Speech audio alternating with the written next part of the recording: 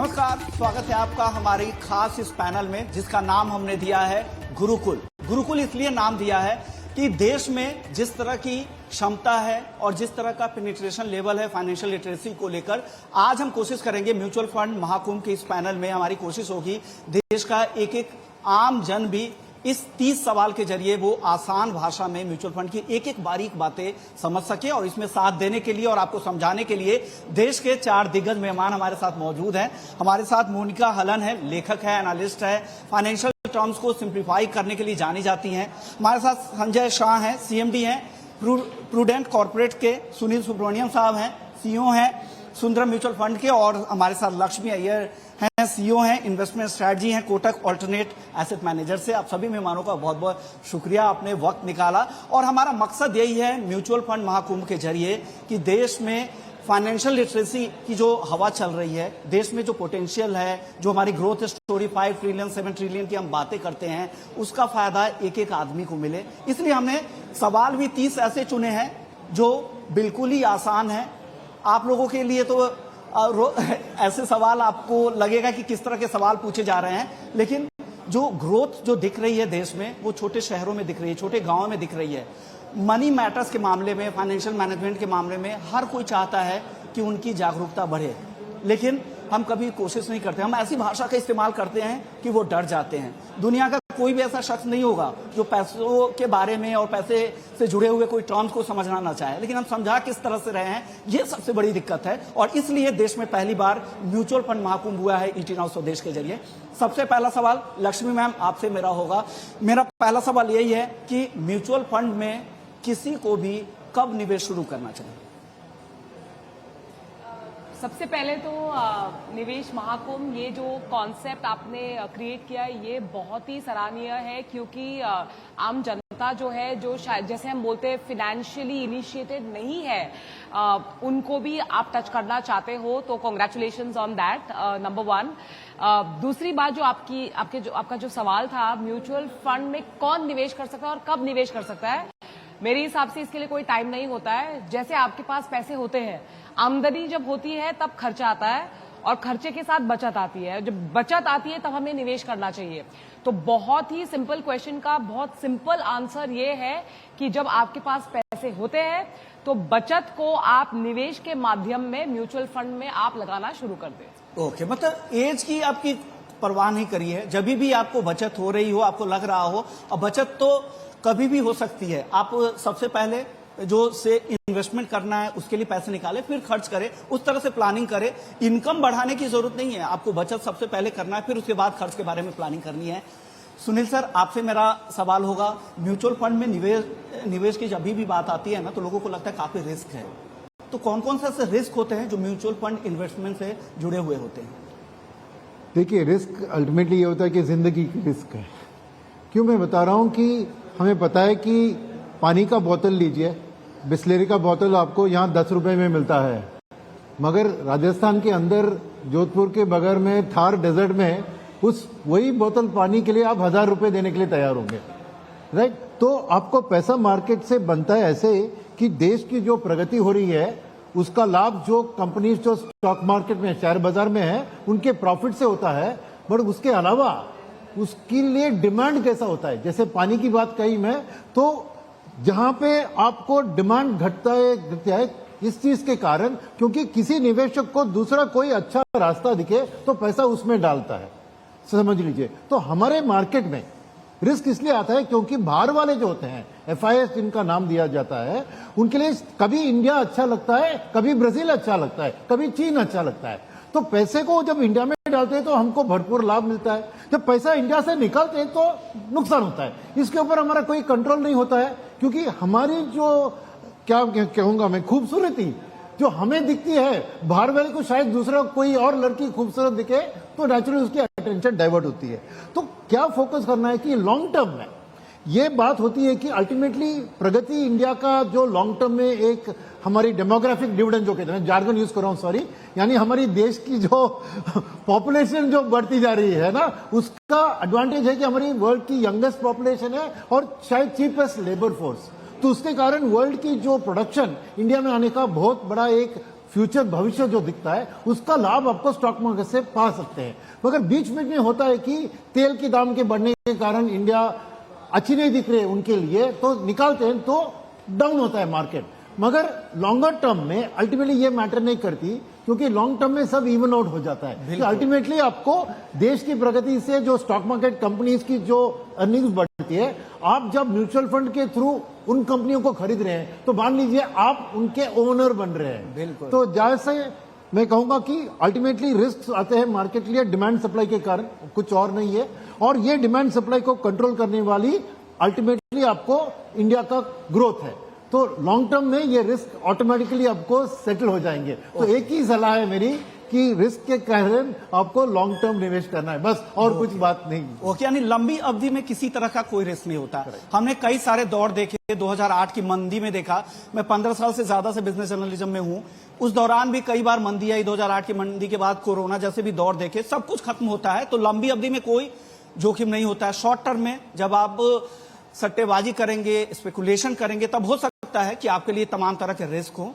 तो कोई भी रिस्क बाजार में लंबी अवधि में नहीं रहता। म्यूचुअल फंड का मकसद सिर्फ यही है कि जब आप पैसे लगाते हैं तो ऐसी कंपनीज में जहां पे आप खुद से नहीं लगा पाते हैं तो प्रोफेशनल हाथों में रहता है। इस वजह से आपको म्यूचुअल फंड के जरिए पैसे लगाने की सलाह है। और जैसा लक्ष्मी मैम कह रही थी कि अगर आपको म्यूचुअल फंड लगाने की कोई उम्र नहीं रहती है, अगर आप 18 साल से कम की उम्र है तो आप गार्जियन के जरिए फिर वहां पे लगाएं, एडवाइजर्स की मदद ले, डिस्ट्रीब्यूटर्स की मदद ले, फिर आप यहां पे शुरू कर सकते हैं। हमारे सहयोगी शरद भी है। शरद, आप 2 सवाल आपके पास क्या है? जी बिल्कुल, सबसे पहले कहूंगा कि गेस्ट ने बहुत एक इंटरेस्टिंग व्यू पॉइंट दिया है। आपने दिया रिस्क के ऊपर और आपने दिया एज के ऊपर, लेकिन हमेशा एक क्वेश्चन आता है एक लेमैन के जरिए कि ये टोटली म्यूचुअल फंड इंडस्ट्री और इक्विटी मार्केट्स दोनों में क्या डिफरेंस है। सबसे पहला बात ये होता है, तो जो है मेरा सबसे पहला सवाल मोनिका मैम के लिए रहेगा। और मैम थोड़ा अगर सिंप्लीफाई करें लेमैन वर्ड्स में, तो आप कह सकते हैं कि म्यूचुअल फंड में सिर्फ शेयर्स में इन्वेस्ट होते हैं, इक्विटी में? ये जो है ओवरऑल जो है लेमैन जानना चाहते हैं कि क्या जनरली होता है म्यूचुअल फंड में, सिर्फ इक्विटी इन्वेस्टमेंट होते हैं कि और भी इन्वेस्टमेंट्स होते हैं जो म्यूचुअल फंड के नेम पे आते हैं? परसेप्शन है कि म्यूचुअल फंड सिर्फ इक्विटी में निवेश करते हैं। आपको म्यूचुअल फंड एक व्हीकल की तरह देखना है, एक वाहन है जो सेविंग्स को निवेश में बदलता है। और वो निवेश अलग अलग चीजों में होता है, एसेट क्लासेस बोलते हैं, जैसे इक्विटी, डेट है और गोल्ड है, रियल एस्टेट, रीट्स के थ्रू उसमें भी निवेश कर सकते हैं। तो म्यूचुअल फंड एक जरिया है आपकी सेविंग्स को निवेश, इन्वेस्टमेंट में बदलने का। और वो आप स्टॉक्स, बॉन्ड्स, गोल्ड या इनके कॉम्बिनेशंस चूज कर सकते हैं कि आपको किस में करना है। तो आप ठीक कह रहे हो कि लोगों का ज्यादातर मानना ये है कि आपने म्यूचुअल फंड में निवेश कर रहे हैं तो आप सिर्फ रिटर्न के लिए कर रहे हैं और सिर्फ इक्विटी में कर रहे हैं। पर एक बहुत बड़ा हिस्सा म्यूचुअल फंड्स का डेट म्यूचुअल फंड्स का है। 16 तरह की कैटेगरीज है और जो रिटेल निवेशक है उसके लिए उस 16 में से 2 या 3 कैटेगरीज ज्यादातर यूजफुल हैं। बट उसको बिल्कुल इग्नोर करना, उसको ना अंदाज करना भी ठीक नहीं है, क्योंकि आपके जो नियर टर्म नीड्स हैं, जो पास के गोल्स हैं, उसके लिए डेट म्यूचुअल फंड्स बहुत ही जरूरी होते हैं। तो एक पोर्टफोलियो अप्रोच अगर लेके चले निवेशक, इक्विटी और डेट, थोड़ा सा हिस्सा गोल्ड का, गोल्ड ईटीएफ्स या सॉवरेन गोल्ड फंड के थ्रू, तब ज्यादा अच्छा रहता है पोर्टफोलियो को पूरा देखना, या बनस्पत उसके कि सिर्फ उसको आप इक्विटी देखें कि म्यूचुअल फंड्स में हम इन्वेस्ट कर रहे हैं तो सिर्फ इक्विटी के लिए कर रहे हैं। नहीं, आप डेट में भी कर सकते हैं, गोल्ड में भी कर सकते हैं और इनके कॉम्बिनेशंस हैं उसमें भी कर सकते हैं।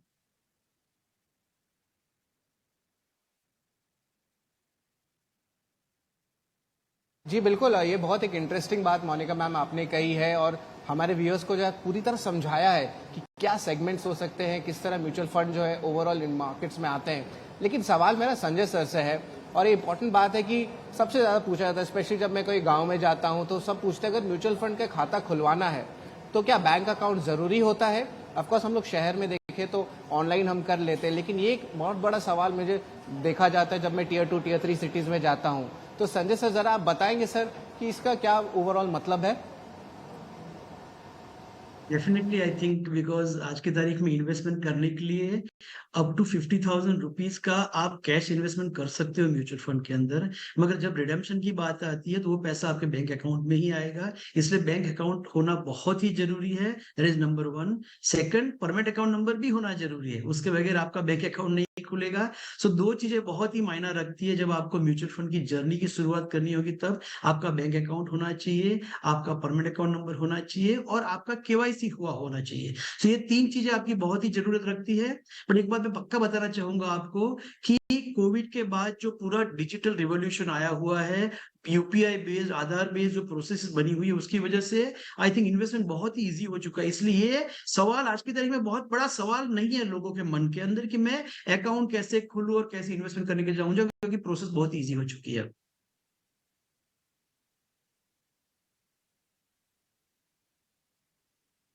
ओके, यानी म्यूचुअल फंड का जो अकाउंट खोलना है बहुत ही आसान हो गया है। और या तो आप छोटे छोटे शहरों में जाएंगे, टियर 3, 4 सिटीज वगैरह में भी जाएंगे, वहां भी एमसीज वगैरह ने अपने दफ्तर खोल रखे हैं और तमाम तरह के आप लोगों के अवेयरनेस कैंप वगैरह भी चल रहे हैं। तो हमारा भी मकसद यही है उन लोगों को ही ज्यादा टैप करें, इसलिए हम आसान सवालों को लेकर आए हैं। लक्ष्मी मैम, अब अगला मेरा सवाल आपसे होगा। म्यूचुअल फंड में लंबी अवधि की चर्चा बहुत होती है। लंबी अवधि मतलब क्या है? किसी के लिए 1-2 साल भी हो सकता है, किसी के लिए 5 साल भी, कभी 10 साल भी। तो लंबी अवधि में म्यूचुअल फंड इन्वेस्टमेंट का क्या मतलब है? सवाल बहुत ही रेलेवेंट इसलिए है क्योंकि यहाँ पे अगर मैं टेबल के उस तरफ हूँ और मैं यहाँ पे हूँ और मैं 6 लिख रही हूँ और आप वहां से 9 पढ़ रहे हो, आप भी सही हो और मैं भी सही हूँ, तो किसी को यहाँ से इस तरफ 6 दिख रहा है। और लंबी अवधि का भी डेफिनेशन वही होता है। कोई को 1 साल भी बहुत लंबा अवधि हो जाता है, कोई बोलता है यार 5 साल ये तो बहुत ही कम टाइम है, इसको और थोड़ा टाइम देना चाहिए। तो हमारा ये मानना है कि हर एक एसेट क्लास का एक खांचा होता है। जैसे हम यहाँ पे शेयर बाजार में निवेश की बात करते हैं म्यूचुअल फंड के माध्यम के थ्रू, तो वहां पे 1 साल बहुत ही कम अवधि कहलाया जाता है, क्योंकि जैसे सुनील जी ने बताया, हर एक जो कंपनी होती है उनका एक साइकिल होता है, उनका मुनाफा होता है, कभी नुकसान होता है। तो 1 साल में केवल 4 बार वो अपने गणित, अपने आंकड़े पेश करते हैं पूरे बाजार में। तो आप 4 बार में उनको कैसे आप कैसे परख सकते हो कि यार ये कंपनी हमारे लिए ठीक बात है या नहीं। तो म्यूचुअल फंड में जैसे आप निवेश करते हो और जब वो मनी मैनेजर्स वहां पे सौदा लगाते हैं तो कम से कम 3 से 5 साल का व्यू लेकर सौदा लगाते हैं।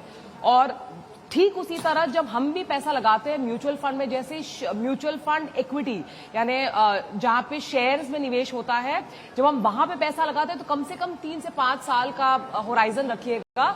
उससे कम में शायद आप पैसा कमा सकोगे, लेकिन वो गनीमत होगी, उसमें आपको चांसेस ऑफ लॉसेस काफी हो भी सकता है, हो नहीं भी सकता है, पर वो मार्केट के माहौल के ऊपर होता है।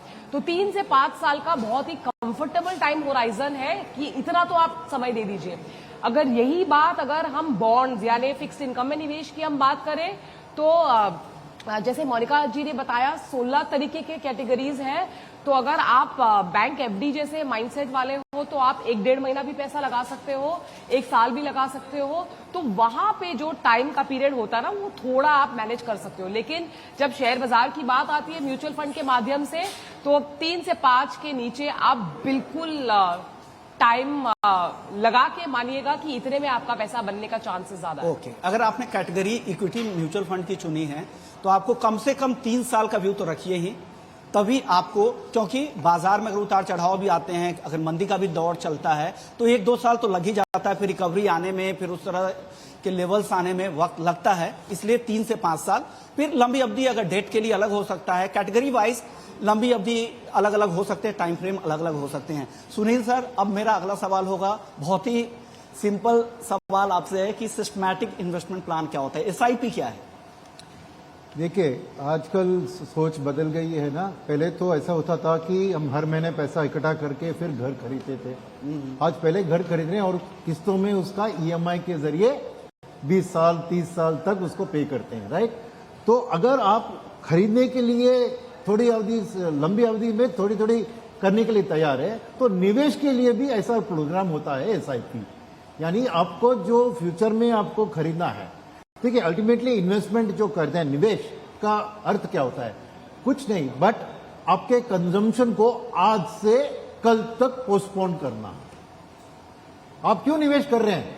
आज मेरे को छोटी मारुति गाड़ी लेने के लिए मेरे पास पैसा है, कल आपको बेंज गाड़ी खरीदना है, उसके लिए आपकी इच्छाओं को आप टालते हो और फ्यूचर के लिए। तो एसआईपी एक जरिया होता है कि आप अपने सेविंग्स को हर महीने जो कहते हैं उसको कहते हैं सिस्टमैटिक इन्वेस्ट। सिस्टमैटिक माने हर महीने करना और वही अमाउंट को देना, जैसे ईएमआई में हर महीने वही होता है। तो इसका एडवांटेज क्या होता है कि पहली चीज है कि ज्यादातर लोगों की कमाई हर महीने ही मिलती है, चाहे आप सैलरी में नौकरी कर रहे हो, सैलरी मिलती है, या आपके घर से आपको रेंटल इनकम मिलता है, ज्यादातर इनकम आपको महीने के महीने में आता है। तो आप ईएमआई से खरीद रहे हैं इसलिए क्योंकि आपकी जो तनख्वाह आती है, आपकी जो डेबिट आती है, साथ उसका मैचिंग हो जाए। तो वैसे ही चीज है कि निवेश के लिए भी आपकी जो इनकम आती है उसी महीने उसी दिन आप उसको निकाल देंगे। तो दूसरी सोच यह है कि पहले आप निवेश कीजिए, उसके बाद खर्चा कीजिए। अगर आप पहले खर्चे में सोचेंगे तो निवेश के लिए कुछ बाकी नहीं रहेगा। तो एसआईपी का एडवांटेज ये होता है कि उसी दिन आपके बैंक अकाउंट से जो आप चुनते हो, 1 तारीख, 5 तारीख, 10 तारीख, उस दिन आपका मनी उठा के इक्विटी मार्केट में चल देता है। तो एडवांटेज इसका होता है कि छोटे छोटे किस्तों में आपको लंबी अवधि में पावर ऑफ कंपाउंडिंग कहते हैं, यानी हर महीने आपको वो कंपाउंडिंग जो होता है, रिकरिंग डिपॉजिट जो बैंक डिपॉजिट होता है उसी तरह, मगर मार्केट का रिटर्न बैंक रिटर्न से बेहतर होता है लॉन्गर टर्म में। तीसरी बात जो कहूंगा एसआईपी के बारे में, खास चीज सबको समझना चाहिए कि हर बार मार्केट को चलाने वाली चीज होती है फियर और ग्रीड, राइट। फियर में हम डर के पैसा निकालते हैं और ग्रीड में हम और ज्यादा पैसा कमाने के लिए और भी डालते हैं, मगर ये काउंटर करने के लिए ही एसआईपी आती है। यानी जब आप डरे हुए हो, आपका इंस्टॉलमेंट आ जाएगा, तो डरे हुए मौके पर जाके खरीदा गया। तो always they say buy when others are fearful, sell when others are greedy, यानी कि उस वक्त में जब सब डरे हुए हैं और आप भी डरे हुए हैं, अगर आपका पैसा काम आ रहा है तो आपको इक्विटी मार्केट का बेसिक फिलॉसफी होता है बाय लो सेल हाई। तो बाय लो के लिए जितना लो मिले अच्छा है ना, तो सेल हाई को जितना हाई मिले अच्छा होगा। तो एसआईपी आपको एक मैजिक ट्रिक है जो ऑटोमेटिकली आपके इनकम से आपको मैच करता है। दूसरी बात है, जब भी आपको मार्केट में गिरावट आती है तो और ज्यादा आपको यूनिट्स हाथ में आते हैं, और क्योंकि वो लंबे अवधि में जाता है, जो लक्ष्मी ने कहा कि एक time frame minimum 3 to 5 years, उस टाइम फ्रेम में कंपाउंडिंग का इंपैक्ट आपको बहुत जबरदस्त मिलेगा। तो मैं कहूंगा एसआईपी एक मैजिक है, उसको सेविंग्स ईएमआई के तरह सोचिए, क्योंकि ईएमआई के बारे में दोबारा नहीं सोचते, मगर सेविंग्स ईएमआई आए तो हम सोचते हैं, तो उसको उस हिसाब से आप करेंगे। तो फाइनल चीज यह भी कहूंगा मैं कि क्योंकि मार्केट की ग्रोथ रेट आपको बैंक की डिपॉजिट रेट से बेहतर आने के लिए बहुत एक अच्छा मौका है, क्योंकि नॉमिनल जीडीपी के साथ मार्केट बढ़ती है। तो अगर आप लॉन्ग टर्म में एक हाउसिंग लोन भी ले लिया तो एसआईपी का एडवांटेज ये है कि शायद 20 साल वाले हाउसिंग लोन को आप 15 साल में भर सकोगे, क्योंकि एसआईपी की मैच्योरिटी की और तेजी से अपनी लोन की डिमांड से ज्यादा बढ़ेगी। तो ये एसआईपी एक मैजिक टूल है जो हर एक को हमें चाहिए कि हर हाउस होल्ड में एक एसआईपी, ये हमारा मकसद होना चाहिए देश के लिए। बिल्कुल, उसी मकसद के साथ स्वदेश काम कर भी रहा है। और विश्व जी एक इम्पोर्टेंट बात बता, तो एसआईपी जो होती है, जैसे मेरी बहन का पहला नौकरी लगा है 2 महीने पहले, तो उसने भी, मैंने भी कहा कि सैलरी जरूर कम है लेकिन एसआईपी की आदत शुरू करनी चाहिए। और सुनील सर ने बहुत इंपॉर्टेंटली कहा है कि कंपाउंडिंग एक चीज होता है, दूसरा चीज होता है वॉलेटिलिटी। वॉलेटिलिटी में भी आपको बेनिफिट मिलता है। तो इसके कारण जो है of course mutual fund as an asset class जो है ऑल ओवर इंडिया जो है एक्सेप्टेंस देखने मिल रही है। लेकिन मोनिका मैम, आपके लिए एक इंपॉर्टेंट सवाल है कि हमने एसआईपी की बात तो कर ली, लेकिन रकम कितना होता है, स्टार्टिंग कितना देना है, वो कितना रहेगा एसआईपी के प्लान्स में, जरा ये आप हमारे व्यूअर्स को बताएंगे। आप कितना करना चाहते हैं? ज्यादातर म्यूचुअल फंड शायद 1000 रुपए से शुरू करना अलाउ करते हैं, और मतलब 12,000 रुपए अगर आप निकाल सकते हैं साल से तो आप शुरुआत कर सकते हैं। कम वैल्यू की एसआईपीज शायद किसी फंड हाउस ने शुरू करी थी, बट मेरा मानना है कि आप एक बेसिक अमाउंट से शुरू करें, 1000 रुपए महीने। तो इस समय कोई भी middle class, lower middle class family भी निकाल सकती है 1000 रुपया महीना निवेश करने के लिए। तो एक बहुत जरूरी बात यह है कि जब सैलरी कम भी हो, जैसे आपने कहा आपकी बहन है, उसके जो लोग 20 साल के दशक में होते हैं, उनकी जो इनकम होती है वो काफी कम होती है, खर्चे ज्यादा होते हैं। पर उस समय अगर इसकी आदत डाल ली जाए एसआईपी की, चाहे 1,000 से, चाहे 2,000 से। और जो एक जरूरी बात होती है, वो एक सिस्टम बनाना होता है कि आपकी पाइपलाइंस जुड़ गई हैं क्या बैंक से, जो प्लेटफॉर्म है जिससे आप निवेश करेंगे, या डिस्ट्रीब्यूटर है, या कोई इंडस्ट्री डायरेक्ट प्लेटफॉर्म है जैसे म्यूचुअल फंड यूटिलिटी।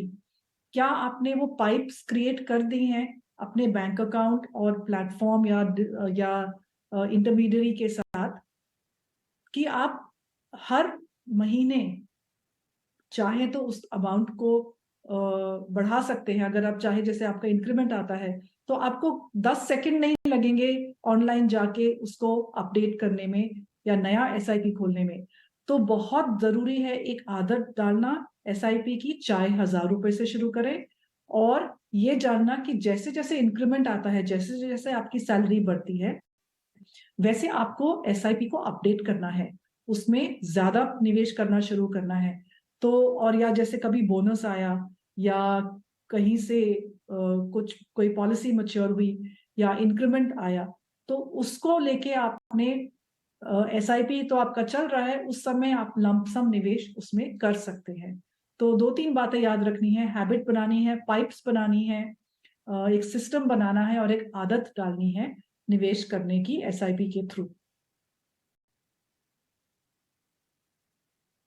निवेश करने की एसआईपी के थ्रू। बिल्कुल संजय सर, एक इम्पॉर्टेंट बात कहूंगा कि एसआईपी की जो एक किस्त अगर चुक जाती है, सपोज हमने बात की है एसआईपीज के नॉर्मल मंथली प्लान्स के, या यहाँ पे एसआईपीज के लेवल्स को बढ़ा सकते हैं, लेकिन अगर गलती से या कोई कारणवश कोई एसआईपी का जो है किस्त चुक गया, जो पेमेंट होती है मंथ एंड में या मंथ स्टार्ट में, जो भी टाइमिंग रहता है, तब क्या होगा, जरा ये बताएंगे इस प्रोसीडियर का क्या मतलब है? नॉर्मली आई थिंक ये एक भी बहुत इंपॉर्टेंट बात है कि जैसे अगर हम ईएमआई की बात करते हैं, अगर आपका एक आध ईएमआई अगर आपका चुक गए हो तो आई थिंक वो दोबारा आपको जाके भरना ही पड़ता है। जबकि इन्वेस्टमेंट के अंदर अगर आपकी एसआईपी चल रही है, अगर या 1 या 2 महीना अगर किसी भी रीजन की वजह से आपके अकाउंट में बैलेंस नहीं था या उस वक्त बैलेंस को आप मैनेज नहीं कर पाए, और अगर वो इंस्टॉलमेंट अगर आपका क्लियर नहीं हुआ, तो आपकी एसआईपी बंद नहीं होती है। नॉर्मली हर एक म्यूचुअल फंड का एक तरीका है कि वो लोग 3 कंटिन्यूअस इंस्टॉलमेंट जब तक आपके रिटर्न नहीं होते तब तक आपकी एसआईपी चालू रहती है। दूसरी इंपॉर्टेंट मैं बात बताऊंगा कि बहुत सारे ऑनलाइन प्लेटफॉर्म ने, बिकॉज बहुत बार क्या होता है कि आपने एक बार एसआईपी एक फिक्स अमाउंट की चालू तो कर दी है, बट बहुत बार आपका जैसे टैक्सेशन का पीरियड आता है, फैमिली में किसी पर्टिकुलर प्रसंग की वजह से आपके पास पैसा नहीं है, तो वो पर्टिकुलर 2 या 3 या 4 महीना हो सकता है आपके पास पैसा ना हो, तो बहुत सारे प्लेटफॉर्म ने आपको एसआईपी पॉज का ऑप्शन भी दिया हुआ है, जहां पर आप 2 महीना, 3 महीना, 4 महीना तक आपके एसआईपी इंस्टॉलमेंट को पॉज कर दे सकते हो। तो आने वाले 3 या 4 महीने तक आपके अकाउंट से पैसा कलेक्ट नहीं किया जाएगा। तो आई थिंक सारे रिटेल इन्वेस्टर को समझना चाहिए कि अगर आपको क्लियर मालूम है कि आने वाले 2 महीने तक मैं बैलेंस को मैनेज नहीं कर पाऊंगा, तो एसआईपी पॉज करना चाहिए। क्योंकि होता क्या है, अगर एसआईपी का इंस्टॉलमेंट आपके अकाउंट में आता है और अगर रिटर्न होता है, तो म्यूचुअल फंड तो आपसे अगले महीने पैसा लेने के लिए आएगा, बट बैंक आपसे इंस्टॉलमेंट रिटर्न होने के चार्जेस आपके अकाउंट में ले भी करता है। So just trying to communicate, SIP एक बहुत ही बढ़िया तरीका है। अगर आपको लगे कि आने वाले कुछ महीने तक आप पैसा नहीं भर पाओगे, तो एसआईपी पॉज की फैसिलिटी को आप बाकायदा यूज कीजिए।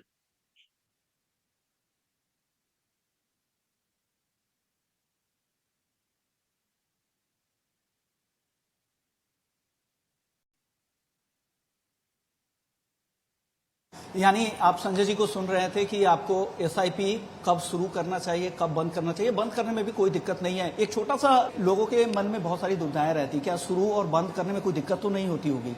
क्या आप कहेंगे, उनको क्या सलाह देंगे?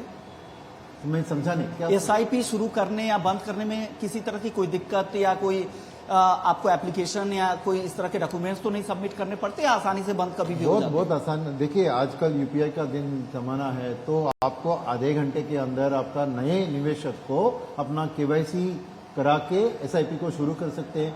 खाली बैंक मैंडेट का एक है, वो भी सिस्टम आज बहुत आसानी से नाच करके एक सिस्टम है, नेशनल अकाउंट क्लियरिंग हाउस, तो उसके जरिए आप बहुत आसानी से शुरू कर सकते हैं। और जैसे संजय जी ने बताया, आपको रुकवाना है तो एसआईपी पॉज का फैसिलिटी अभी सभी म्यूचुअल फंड के पास है, तो आप उनसे बता दीजिए कि 3 महीने तक मैं एसआईपी इंस्टॉलमेंट नहीं भरूंगा क्योंकि मेरी कुछ और एक्सपेंसेस है, तो और 3 बजे के बाद वापस शुरू होती है। अगर गलती से आपकी अकाउंट में पैसा नहीं था, फिर भी 3 बार वही सेम इंस्टॉलमेंट आपके अकाउंट को ट्राई करेगा।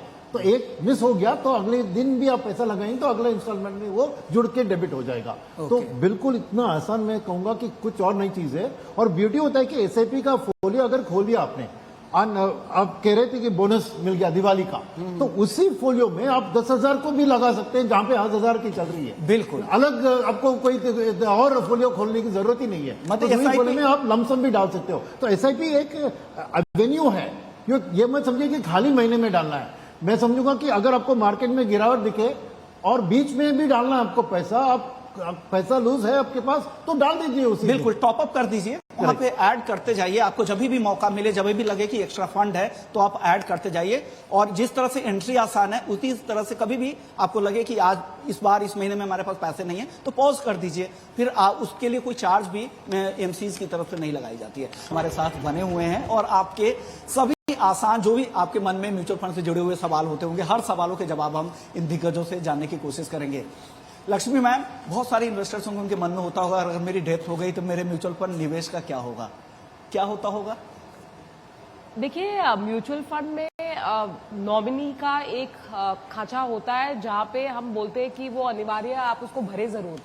तो या तो आप निवेश आपके इंडिविजुअल नाम पे कर सकते हो या उसको जो जैसे बोलते हैं सोल इन्वेस्टर, बैंक में भी ऐसे ही होता है और एक नॉमिनी भी होता है। तो हम लोगों से यूजुअली वही इंसिस्ट करते हैं। और जैसे मेरे जो पर्सनल इन्वेस्टमेंट्स है उसमें भी और जो मेरी फैमिली के इन्वेस्टमेंट्स है वहां पे भी हमने वही करा हुआ है। तो ये बहुत जरूरी है कि जब तक बिकॉज नॉमिनी आइडेंटिफिकेशन अगर आपने किया नहीं, अगर आपने भरा नहीं तो आप कैसे करोगे? तो ये बहुत जरूरी है। और अगर म्यूचुअल फंड के माध्यम में अगर ये सहूलियत अवेलेबल है तो हम गुजारिश करेंगे सारे निवेशकों को कि आप इसको जानिए, इसका फायदा उठाइए एंड डेफिनेटली इसको यूज कीजिए। बिल्कुल, नहीं तो जो भी उनके लीगल अधिकारी होंगे उन्हें तो मिलेगा, लेकिन अगर नॉमिनेशन आप करके गए हैं, नॉमिनी बना कर गए हैं तो चीजें काफी आसान हो जाती है। अब सुनील सर, आपसे मेरा सवाल होगा, क्या म्यूचुअल फंड में फंड मैनेजर जरूरी होते हैं? देखिए, म्यूचुअल फंड शेयर बाजार और डेट मार्केट में जो निवेश होता है ना, उसमें एक आम व्यक्ति और म्यूचुअल फंड करने में फर्क यही होता है कि यहाँ पे एक एक्सपर्ट होता है। एक्सपर्ट क्या करता है? पहली चीज, वो सभी अंडे एक ही बास्केट में नहीं डालता है, राइट? हमको स्प्रेड क्यों स्प्रेड करना है? क्योंकि अगर एक अंडा भी टूट गया तो बाकी बचे हुए तो आपको खाना खिलाएगा। बिल्कुल, और जिस तरह की एक्सपर्टीज आप लोगों के पास है वो मैच कौन कर पाएगा, इसलिए फंड मैनेजर तो बहुत जरूरी है। तो डाइवर्सिफिकेशन और एक्सपर्टीज, ये दोनों मिला के ही आपको म्यूचुअल फंड एक इक्विटी मार्केट से रिस्क कम मगर रिवॉर्ड उतना कम नहीं। ये नहीं कहना कि रिस्क कम और रिवॉर्ड ज्यादा, वो गलत होगा। रिस्क कम कराते हैं मगर रिवॉर्ड को उतनी वक्त नहीं कम कराते हैं। तो यही एडवांटेज होता है म्यूचुअल फंड। तो फंड मैनेजर बिल्कुल बिल्कुल जरूरी है, बिना फंड मैनेजर के म्यूचुअल फंड चल ही नहीं सकता। बिल्कुल, ये बहुत इंपॉर्टेंट बात आपने कही है। लेकिन हमने तो बात कर ली फंड की, एसआईपीस की, लेकिन सवाल आता है जैसे कि हम एक रिटेल निवेशक है, हम खुद रिसर्च करना पसंद करेंगे और हमेशा एक सवाल आता है कि कौन से शेयर्स में कौन से म्यूचुअल फंड में बेसिकली हम लोग निवेश करें, कैसे उन्हें चेक करें, कैसे ट्रैक करें, इस पे एक बहुत बड़ा सवाल उठता है। तो मोनिका मैम, आपके लिए यही सवाल है कि कौन सा फंड जो है बेनिफिट होगा किसी इन्वेस्टर के लिए और आप कैसे आप ये सब देख सकते हैं, क्या स्क्रीनिंग से देख सकते हैं, किस तरह आप ये नॉलेज ले सकते हैं ताकि आप खुद आप इन्वेस्ट कर पाए म्यूचुअल फंड स्कीम्स में? पूछा है ये क्योंकि ज्यादातर लोग ये पूछते हैं कि कौन से 5 फंड का नाम बता दो। अब 5 फंड का नाम तो जो एक के लिए ठीक है वो दूसरे के लिए शायद ठीक नहीं होगा। तो जो म्यूचुअल फंड, एक तो आपको ये याद रखना है कि आपको एक पोर्टफोलियो बना के चलना है, क्योंकि आपने सपोज शायद अगर आपको इक्विटी में निवेश करना है, इक्विटी के अंदर भी क्लासिफिकेशंस हैं, large cap, mid cap, small cap. उसका आपको पहले डिसाइड करना है कि आपका एलोकेशन क्या होगा। तो पहला स्टेप ये है कि आप डेट और इक्विटी का एलोकेशन अपने दिमाग में करें कि कितना आपका निवेश सेफ्टी की तरफ होगा डेट प्रोडक्ट्स में और कितना रिस्क लॉन्ग टर्म होगा इक्विटी में। फिर इक्विटी के पोर्टफोलियो में आपका कितना लार्ज कैप जो ज्यादा सेफ रहते हैं, या मिड कैप, स्मॉल कैप जिसमें ग्रोथ की पोटेंशियल ज्यादा है पर बहुत ज्यादा उसका उतार चढ़ाव होता है प्राइस में। तो आपका सेकंड स्टेप ये होगा।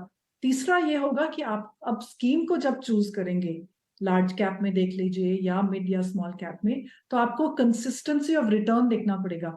ये देखना पड़ेगा कि जो आप फंड चूज कर रहे हैं वो एक शूटिंग स्टार नहीं है, कि मतलब आज ऊपर चढ़ रहा है और कल एकदम नीचे गिर गया है। हमको कंसिस्टेंसी चाहिए।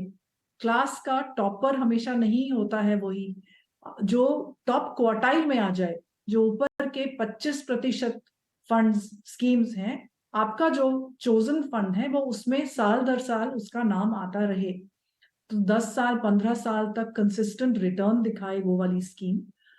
उसका जो रिस्क मैट्रिक्स है, इसमें आपको थोड़ा घुसना पड़ेगा ये देखने के लिए कि इसके रिस्क मैट्रिक्स क्या होते हैं, और बहुत ज्यादा रिस्क तो नहीं ले रहा फंड मैनेजर आपको रिटर्न दिखाने के लिए। और तीसरा देखना पड़ेगा कि इसका एक्सपेंस रेशियो क्या है, कितना कॉस्ट कर रहा है म्यूचुअल फंड आपको रिटर्न देने के लिए। तो आप ये 3 चीजें देखेंगे और इसके ऊपर इन सबको जोड़ के आपके पास 3 या 4 नाम बचेंगे, और उन नामों में से फिर आपको चूज करना पड़ेगा कि आपका कौन सा वो वाला फंड, उस कैटेगरी में आपने कौन सा फंड चूज किया है। आपको ये सारा काम नहीं करना है तो डिस्ट्रीब्यूटर्स होते हैं, फाइनेंशियल एडवाइजर्स होते हैं, आप उनकी मदद लें। पर थोड़ी बहुत नॉलेज आपको होनी बहुत जरूरी है, कि कई बार देखा है कि कुछ लोग जो स्पेशली बैंकों से खरीदते हैं उनके पास 30-40 म्यूचुअल फंड स्कीम्स होती हैं, वो बहुत ज्यादा हो जाता है। आपके पास 6 से 8 स्कीम्स हैं तो बहुत है पोर्टफोलियो डाइवर्सिफिकेशन और गोल्स के लिए, बहुत काफी हो जाती हैं 6 से 8 स्कीम्स। पर ये 6 से 8 स्कीम्स बहुत केयरफुली चोजन होती हैं, आपका बहुत सारा टाइम जाता है उसको चूज करने में, और एक बार आपने अगर स्कीम को चूज कर लिया तो या तो कोई बहुत बड़ा चेंज होता है म्यूचुअल फंड में, या आपका गोल सेट चेंज होता है। उसको आपने चेंज इतनी जल्दी नहीं करना है, हर साल आपने पलटना नहीं है म्यूचुअल फंड पोर्टफोलियो को। कुछ पोर्टफोलियोज ऐसे होते हैं जो 10-15 साल में कोई चेंज करने की जरूरत नहीं पड़ती है। तो प्रोसेस के शुरू में आप बहुत सारा टाइम उसको डिवोट करें और अपनी स्कीम्स चूज करें और बिल्कुल मोनिका मैम, आपने तो एक पर्सनल रिसर्च जो होती है, जो एक इंडिविजुअल रिटेल के लिए, उनके लिए आपने बहुत बढ़िया एक प्लान बताया। लेकिन संजय सर, एक सवाल उठता है, और मोनिका मैम ने भी ये कहा है कि आगे जाते हुए जो म्यूचुअल फंड डिस्ट्रीब्यूटर होता है और दूसरा होता है आपका फाइनेंशियल एडवाइजर यानी कि निवेश के सलाहकार, इन दोनों में जो है क्या डिफरेंसेस हैं, इनके बारे में जरा बताएं सर। तो एक तो आई थिंक हम लोग कब से बात कर रहे थे इन्वेस्टमेंट मैनेजर्स की, इन्वेस्टमेंट के रिटर्न की बात कर रहे थे, बट इन्वेस्टर को मैनेज करने के लिए हम बात नहीं कर रहे थे। तो इन्वेस्टर के बिहेवियर को, इन्वेस्टर की रिक्वायरमेंट को मैनेज करने का काम 2 तरीके से होता है। एक तो ये काम म्यूचुअल फंड डिस्ट्रीब्यूटर कर सकता है, या तो एक रजिस्टर्ड इन्वेस्टमेंट एडवाइजर कर सकता है। आई थिंक कुछ साल पहले एक RIA करके एक रेगुलेशन आया। सो आई थिंक अगर आप देखोगे तो एक्चुअली जब म्यूचुअल फंड की बात आती है तो रोल एंड रिस्पॉन्सिबिलिटी जो आती है वो म्यूचुअल फंड डिस्ट्रीब्यूटर्स की और RIA की मोरलेस सेम है। डिफरेंस यही है कि म्यूचुअल फंड डिस्ट्रीब्यूटर्स है वो रेगुलर प्लान बेचते हैं, जहां पर उनको उनके एडवाइस या उनके डिस्ट्रीब्यूशन के काम के लिए कमीशन मिलता है, वो डायरेक्टली म्यूचुअल फंड से मिलता है। जबकि RIA जो रजिस्टर्ड इन्वेस्टमेंट एडवाइजर्स है वो काम तो वही करते हैं, बट वहां पर वो लोग डायरेक्ट प्लान उनको प्रोवाइड करते हैं, जहां पर उनका जो डिस्ट्रीब्यूशन का कॉस्ट है वो लोग बचाते हैं, और उसके सामने वो लोग उनसे एक एडवाइजरी फी का मैंडेट लेके उसके मुताबिक उनसे एडवाइजरी फी करेंगे। बट मोटा मोटी मैं समझता हूं कि एक म्यूचुअल फंड डिस्ट्रीब्यूटर आपको इंसिडेंटल एडवाइस देता है, जबकि रजिस्टर्ड इन्वेस्टमेंट एडवाइजर आपको रेगुलर एडवाइस देता है। दोनों में बहुत ज्यादा फर्क नहीं है। सबसे बड़ी इंपॉर्टेंट डिस्कशन मैं समझता हूँ जो हर बार होती है लोगों के मन में कि मैं डिस्ट्रीब्यूटर के थ्रू जाऊं या नहीं जाऊं, मेरा मानना है कि डिस्ट्रीब्यूटर एक बहुत ही अहम रोल प्ले करता है इन्वेस्टर्स की बिहेवियर को मैनेज करने का। क्योंकि अगर इन्वेस्टर की बिहेवियर, क्योंकि एसेट एलोकेशन हो गया, इन्वेस्टमेंट हो गया, मगर आपकी ग्रीड और फियर को अगर मैनेज नहीं कर पाए तो अगर हो सकता है आपका बनाया पोर्टफोलियो गलत टाइम पे निकल जाएगा। आपको मैं बहुत सारे इंसिडेंट्स दिखाऊंगा जहां कोई आदमी अपने आप इन्वेस्टमेंट करता है और जो हमसे सलाह लेने के लिए आता है तो हम देखते हैं वो एकदम खिचड़ी पोर्टफोलियो होता है, 30-40 स्कीमें उसमें भरी होती है। तो I think the role and the importance of either distributors या तो इन्वेस्टमेंट, दोनों का बहुत ही इंपॉर्टेंट है। दोनों काम तो वही करते हैं अंदर।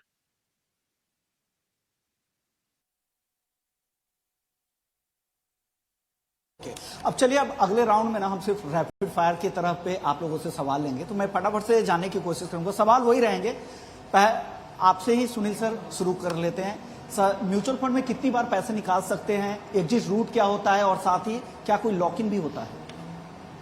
म्यूचुअल फंड में एग्जिट है सबसे बहुत आसान, यानी बैंक के फिक्स डिपॉजिट एग्जिट से भी आसान, क्योंकि आपको सिंपली एक रिडेम्पशन रिक्वेस्ट ऑनलाइन जाके म्यूचुअल फंड के वेबसाइट में लगाना है और T+2 में आपको पैसा अपने बैंक अकाउंट में आ जाता है। और अगर गलती से वो नहीं हुआ तो ब्याज के साथ आपको डिलेड का भी आपको पैसा मिल जाता है। तो मैं कहूंगा कि दुनिया में इससे आसान चीज नहीं है कि म्यूचुअल फंड से रिडेम्पशन करना। आपने सोच लिया तो समझिए कि आपने 2 दिन में आपको पैसा अपने बैंक अकाउंट में मिल गया। और इवन डेट फंड में जो लिक्विड फंड होते हैं उसमें एटीएम का फैसिलिटीज भी आजकल है। तो आप 50,000 तक एटीएम में भी अपने लिक्विड म्यूचुअल फंड से पैसा निकाल सकते हैं। तो बैंक अकाउंट की तरह आपको बिल्कुल आसान है।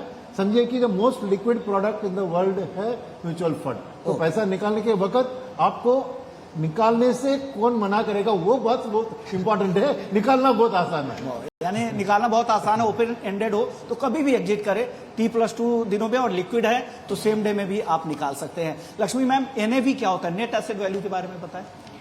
आप आज सौदा करते हो, आप म्यूचुअल फंड में निवेश करते हो तो आपका वो कॉस्ट हो गया।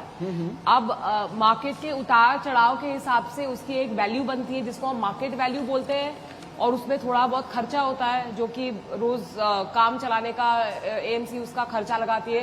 तो वो खर्चा वगैरह निकालने के बाद जो वैल्यू बचती है उसको बोलते हैं नेट एसेट वैल्यू। तो बेसिकली आप जिस दिन आपने म्यूचुअल फंड में आपने निवेश किया वो आपकी एंट्री की पॉइंट हो गई। अब जब आप एग्जिट करोगे या आप और सौदा लगाने की इच्छा रखोगे वही कैटेगरी में, वही स्कीम में, तो आपका जो सौदा होगा चढ़ने अंदर जाने का या बाहर आने का, वो आप NAV पे करते हो। तो NAV basically net asset value basically जो मार्केट का उतार चढ़ाव है वो आपको दर्शाता है, और उसमें जो खर्चा होता है वो काट के, इसीलिए उसका नाम है नेट।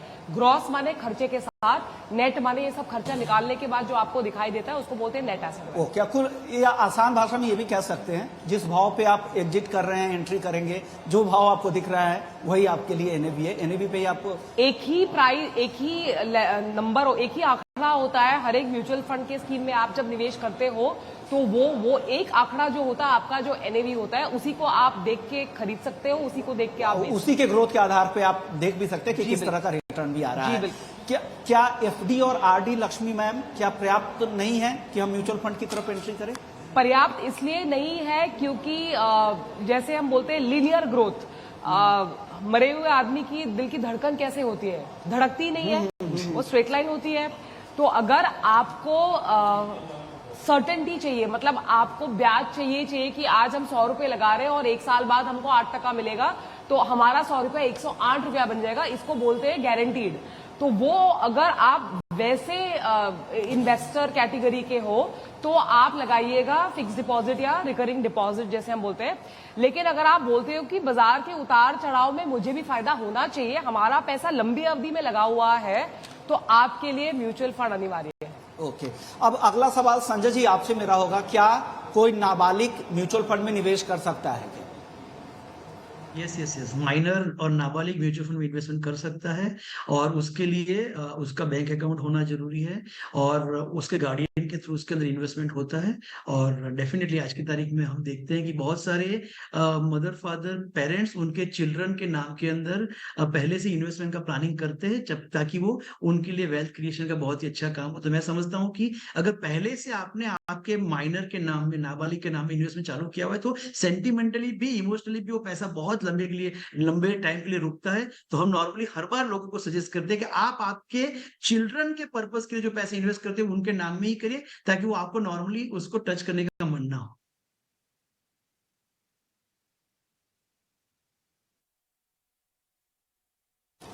जी बिल्कुल, ये बहुत एक इंटरेस्टिंग बात आपने बताई। मोनिका मैम, आपसे भी रैपिड फायर हिसाब से बताइए कि अलग अलग लक्ष्य होते हैं, अलग अलग इन्वेस्टमेंट ऑब्जेक्टिव होते हैं, तो क्या अलग अलग फंड्स भी होते हैं म्यूचुअल फंड के इन्वेस्ट करने के लिए? अपनी पर्सनल चॉइस है कि आप हर एक गोल का अलग फंड लगाएं या लॉन्ग टर्म में देखें। आपके 3-4 गोल्स हैं और आपने अपना पोर्टफोलियो का एलोकेशन किया है, तो आप उसको कंबाइन करके भी निवेश कर सकते हैं। तो कुछ लोग होते हैं उनको बहुत सर्टेनिटी चाहिए कि ये मेरा बच्चों के स्कूल हायर एजुकेशन का गोल है, इसको मैंने अलग फंड में रखना है, उसका नाम याद रहेगा कि XYZ म्यूचुअल फंड है, ये एजुकेशन का फंड है। और दूसरा है कि ये मेरे रिटायरमेंट का फंड है।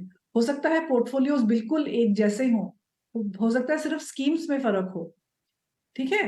तो और कोई ये कह सकता है कि इसको पोर्टफोलियो को हम कंबाइन कर सकते हैं, मुझे पता है कि इतना एलोकेशन इस गोल के लिए है, दूसरा तीसरे गोल के लिए है, तो हम अपना पूरा पोर्टफोलियो कंबाइन करके भी चला सकते हैं। तो ये पर्सनल चॉइसेस पे आ जाता है कि आपने पोर्टफोलियो को स्प्लिट करके गोल टारगेट करना है या आपने इसको लॉन्ग, मीडियम और शॉर्ट टर्म में डिवाइड करना है अपने पैसे को, और फिर एक पोर्टफोलियो बना के चलना है जो कि लॉन्ग टर्म के लिए है, कि एक मीडियम टर्म के लिए है और एक शॉर्ट टर्म के लिए है। तो ये बिल्कुल अपनी पर्सनल चॉइस है, आपको किसमें सुविधा है।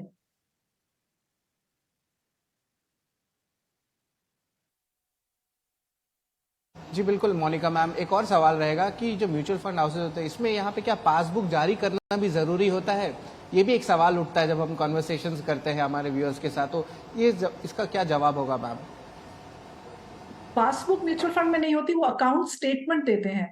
म्यूचुअल फंड शुरू से ही UTI भेजता था फिजिकल सर्टिफिकेट्स यूनिट्स के, और एक टाइम आया जब ये पूरा डिजिटाइज हो गया, तो अब सिर्फ पहले पोस्ट से आती थी, डाक से आपकी अकाउंट स्टेटमेंट आती थी, और उसमें सिर्फ ये लिखा होता था कि आपने इतने यूनिट्स हैं, इतने NAV पे खरीदा, और जो करंट वैल्यू इस तारीख पे है वो इतनी है और इसके नाम पे है। ये पूरी डिटेल्स एक पेज के ऊपर आपके पास आ जाती थी। अब ये इलेक्ट्रॉनिकली भी आ जाती हैं आपके पास, आप चाहें तो फिजिकली भी दे सकता है म्यूचुअल फंड, नहीं तो आपके पास ईमेल आ जाता है। तो ऐसा कुछ नहीं है कि आपको पासबुक इश्यू होगी, वो अपडेट होगी, सिर्फ एक अकाउंट स्टेटमेंट आता है, और जो आपकी होल्डिंग है, आप या तो किसी प्लेटफॉर्म के थ्रू इन्वेस्ट कर रहे हैं या डायरेक्टली AMC, तो आप ऑनलाइन जाके अपना अमाउंट देख सकते हैं रियल टाइम। रोज का NAV का भाव बदलता है, रोज पोर्टफोलियो की वैल्यू चेंज होती है। मेरी सिर्फ ये रिक्वेस्ट है कि रोज रोज पोर्टफोलियो की वैल्यू ना देखें। ये स्पेशली जो लॉन्ग टर्म के प्रोडक्ट्स हैं, आप 6 महीने में एक बार अपना पोर्टफोलियो चेक करें। रोज रोज NAV को ट्रैक करेंगे तो शायद फियर या ग्रीड दोनों के आप शिकार हो जाएंगे। तो आप बहुत सारे तरीके हैं अपना NAV और पोर्टफोलियो वैल्यू जानने के, पर थोड़ा सा आप संयम रख के साल में 2 टाइम रख लें कि देख लें क्या पोर्टफोलियो वैल्यू है, या जब बहुत बड़ा बाजार में उतार या चढ़ाव होता है, वो टाइम होता है देखने का कि एसेट एलोकेशन को चेंज करना, जो आपका एसेट एलोकेशन है उससे बहुत अलग चला गया हो, तो उस समय उसको अपडेट करना होता है। जैसे सपोज मार्केट बहुत ज्यादा ऊपर चला गया है और आपका जो एसेट एलोकेशन था 70-30 का, वो 80-20 हो गया है, तो उस वक्त आप इक्विटी बेच के डेट खरीदेंगे। तो कुछ मेन ये पड़ाव होते हैं जो आपको देखने पड़ते हैं कि आपको अपडेट कैसे करना है, पासबुक नहीं होती है।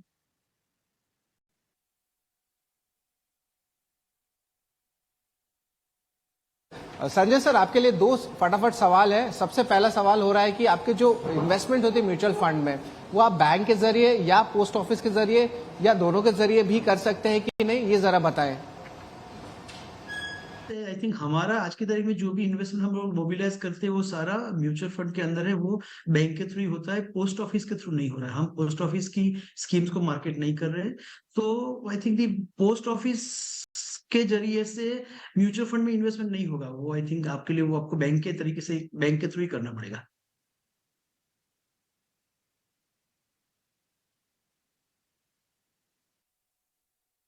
चलिए अब अगले राउंड की तरफ बढ़ते हैं। सुनील सर, आपसे शुरू करके एक्सचेंज ट्रेडेड फंड क्या होता है? एक्सचेंज ट्रेडेड फंड अभी क्या होता है कि बहुत से लोग कहते हैं कि मेरे म्यूचुअल फंड में निवेश किया, मगर मार्केट सेंसेक्स ऊपर जा रही है या निफ्टी ऊपर जा रही है, मेरी फंड तो उतनी नहीं जा रही है। तो लोगों में जो म्यूचुअल फंड में निवेश जनरली होता है, एक्टिव मैनेजमेंट जो होता है, हम जो सेंसेक्स में स्टॉक होते हैं या निफ्टी में होते हैं उसको डायरेक्टली कॉपी नहीं करते। मैं अलग तरीके से भी स्टॉक चुनता हूं और जितना सेंसेक्स और निफ्टी में उसका ऐसे उससे ज्यादा या कम भी मैं रख सकता हूं एज एन एक्टिव मैनेजर। पर कई लोग कहते हैं कि आप मुझे खाली मार्केट का रिटर्न दिलवा दीजिए ना, आप अपना एडिशनल सोच उसके ऊपर मत डालिए, क्योंकि वो एडिशनल सोच के लिए आप एडिशनल कॉस्ट चार्ज करते हो एज एसेट मैनेजमेंट फीस। तो उनके लिए एक्सचेंज ट्रेडेड फंड होता है कि जो भी वो निफ्टी समझिए, एक निफ्टी का एक्सचेंज ट्रेडेड फंड मैंने निफ्टी के जो स्टॉक है उसी में डायरेक्टली आप निवेश करेंगे। ओके। तो उसमें कोई हमें कुछ दिमाग चलाने की जरूरत नहीं है, तो इसलिए उसका खर्चा भी मैं चार्ज नहीं कर सकता हूं। तो उससे सबसे लो कॉस्ट जो होता है वो एक्सचेंज ट्रेडेड फंड होता है, क्योंकि मार्केट जो आपको दिखता है सामने अखबार में या टीवी में वही रिटर्न आपको चाहिए, उसका उतार चढ़ाव जैसे ही मुझे चलता है। तो एक्सचेंज ट्रेडेड फंड एक बहुत आसान मौका होता है कि आपको सही मार्केट का रिटर्न मिल जाए। यानी आपने 10:30 बजे पैसा लगाया तो 10:30 बजे के करीब वो स्टॉक खरीद लेंगे। आपने 3 बजे डाला तो 3 बजे। वैसे एक्टिव म्यूचुअल फंड में एक ही दिन का एक ही प्राइस होता है, 3 बजे तक पैसा उठाते हैं और एंड ऑफ द डे का जो नेट एसेट वैल्यू आपने पूछा था उसी के ऊपर निवेश होता है। एक्सचेंज ट्रेड में आपको एक्सैक्टली एक्सचेंज में जो ट्रेड होता है उसी दाम पर आपको वो स्टॉक उसी मिल के रहा है। उसी के वेट, अगर इंडेक्स को भी कॉपी करें तो उसी वेटेज के आधार पर आप ये उनके लिए सूटेड है जो चीज है जो कॉस्ट कॉन्शियस है। 1 या 2% जो म्यूचुअल फंड मैनेजर चार्ज करते हैं उनको वो भी भारी लगता है, इन्हें मैं क्यों दूं, समझे वो उनको। दूसरी बात है जो कहते हैं कि मेरे को आपका एक्सपर्टीज की जरूरत नहीं है, मुझे मार्केट की जो हाल है वो मेरे पोर्टफोलियो में दिखनी चाहिए। ओके। ऐसे लोगों के लिए ईटीएफ एक बहुत आसान है। ज्यादातर कौन निवेश करता है, जैसे बड़े इंस्टीट्यूशंस, उनके लिए बड़े 10,000 करोड़ डाल रहे हैं, तो उनके लिए थोड़ा भी कॉस्ट सेव हो गया तो वो बेहतर होता है एक। और जहां पे एक्सप्लेन करने की जरूरत होती है, जैसे एक ट्रेजरी मैनेजर होता है प्रोविडेंट फंड का, वो लोगों को पैसे को लेकर डाल रहा है, तो अगर उसकी जो चुनती है वो चुनता है एक म्यूचुअल फंड या 2 और एक ने अंडर परफॉर्म किया तो कोई उससे सवाल कर सकते हैं क्यों आपने ये गलत चुना। एक्सचेंज में डालने से वो सब रिस्क निकल जाते हैं। मैंने मार्केट को खरीदा, मार्केट ऊपर गई तो आपके पैसा बना, नहीं गई तो गिरा तो मेरी रिस्पॉन्सिबिलिटी नहीं होती है। तो ये एक लो कॉस्ट और जिनके लिए मार्केट की रिटर्न से संतुष्टि मिलती है उनके लिए ये अच्छा प्रोडक्ट है। आप रिस्क की बात कर रहे थे तो 2 सवाल मेरे पास है। हाँ। क्या रिटायर्ड लोगों को म्यूचुअल फंड में निवेश करना चाहिए, और जो छोटे निवेशक हैं क्या उनको भी करना चाहिए? छोटा जवाब दीजिए। तो रिटायर्ड लोगों को बिल्कुल करना चाहिए, क्योंकि रिटायरमेंट एज 60 होता है, इंडिया का एवरेज लाइफ एक्सपेक्टेंसी 80 है, तो 20 साल के लिए आपके पास लंबी अवधि है। 1 दूसरी बात है कि आपके जाने के बाद आप आपके बेटे आपके पोते को कुछ पैसा छोड़ना चाहेंगे तो उनके लिए निवेश के लिए जरूर आपको सोचना चाहिए कि किस तरह का निवेश आप उनके लिए छोड़ेंगे।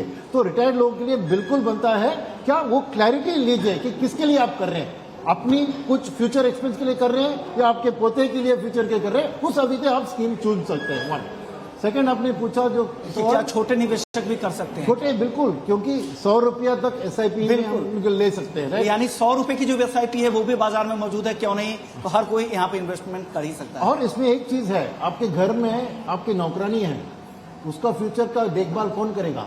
तो आप उनकी तनख्वाह से 100 रुपये निकाल के आप म्यूचुअल में डालेंगे तो फ्यूचर में जब उसकी बेटी की शादी आएगी आप ये पैसा देंगे तो उतना आपको थैंक यू कहेगी।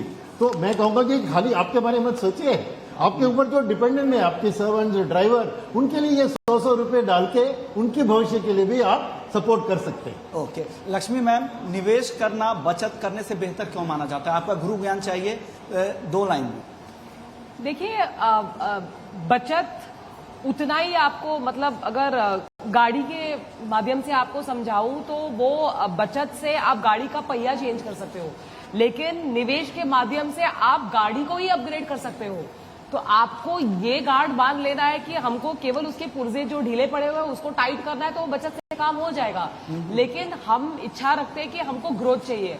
और एक चीज हमारे दर्शकों को ध्यान रखना बहुत जरूरी है, हमारे रियल लाइफ में भी एक विलन होता है, केवल रियल लाइफ यानी पिक्चरों में नहीं विलन होता है, वो महंगाई का विलन होता है। अगर आप महंगाई को पछाड़ना चाहते हो तो केवल बचत से नहीं होगा, निवेश बहुत बहुत जरूरी है। ओके। अब आखिरी सवाल सुनील सर आपसे होगा, क्या गोल्ड और सिल्वर से जुड़े हुए भी म्यूचुअल फंड बाजार में मौजूद हैं क्या? बिल्कुल, आपने एक्सचेंज ट्रेडेड फंड्स की बात कही तो गोल्ड के एक्सचेंज ट्रेडेड भी फंड भी है, जो कि गोल्ड की जो दाम बिकती है उसी पे आपको गोल्ड। तो एडवांटेज क्या होता है कि आप रियल गोल्ड खरीदेंगे तो स्टोर कहाँ करेंगे? बिल्कुल। वेरएस ईटीएफ के जरिए आप गोल्ड खरीदेंगे, वो पेपर गोल्ड होता है, मगर वो पेपर को भी अभी स्टोर करने की जरूरत है, फुली इलेक्ट्रॉनिकली स्टोर हो जाता है। एक है। दूसरी है, आपको जो गोल्ड डायरेक्टली बुलियन में खरीदना मुश्किल होता है, तो आप ज्वेलरी में खरीदेंगे तो उसमें मेकिंग चार्ज, वेस्टेज ये भी लगता है। वेरएस आपको ईटीएफ के जरिए करेंगे तो एक लो कॉस्ट ऑप्शन जहां पे सेफ्टी है आपकी गोल्ड की, बैंक लॉकर के ढूंढ के उधर गोल्ड के नगेट रखने की जरूरत नहीं है। तो गोल्ड और सिल्वर ईटीएफ भी, अगर आपको इतनी इच्छा है गोल्ड खरीदने के लिए, तो इंस्टेड ऑफ गोल्ड ज्वेलरी आप गोल्ड ईटीएफ के जरिए आप गोल्ड की जो भी अप्रिसिएशन कभी होती है, राइट, उसके एडवांटेज आप उठा सकते हैं। ओके, यानी आप इसका फायदा है कि ये भी है, आपको फिजिकल में जीएसटी भी देना पड़ता है और स्टोरेज कॉस्ट अलग रखना पड़ता है, तो ये फायदा अलग है। शुक्रिया आप सभी पैनलिस्ट का, आप लोगों ने वक्त निकाला हमारे लिए और हमारे दर्शकों को जागरूक करने में आप लोगों का कदम काफी सराहनीय है और उम्मीद करते हैं कि इस तरह के पैनल हम आगे भी करेंगे और आप लोगों की राय लगेगी, ताकि देश जागरूक होगा, ताकि देश की ग्रोथ स्टोरी में और म्यूचुअल फंड की जो इंडस्ट्री की जो ग्रोथ है उसमें उनका भी योगदान होगा, उनको भी फायदा मिलेगा और इससे आपकी इंडस्ट्री भी ग्रो करेगी। तो गुरुकुल में को यहीं समेटते हैं। आप सभी मेहमानों का बहुत बहुत शुक्रिया, लक्ष्मी जी, सुनील जी और साथ ही संजय जी और मोनिका मैम, आप सभी का बहुत बहुत शुक्रिया। और इस पैनल में